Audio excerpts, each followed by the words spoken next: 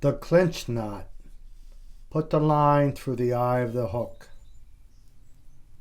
Pull it back about 6 inches. Wrap your tag line around your main line 5 times.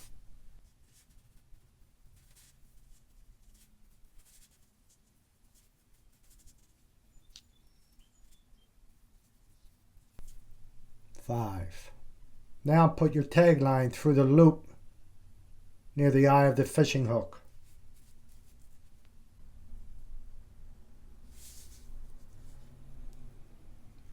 With your fishing line, hold the tag line and pull the main line.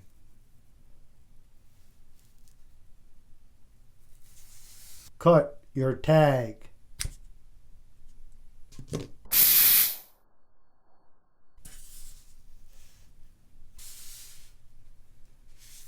This tip will help you tie the knot easier.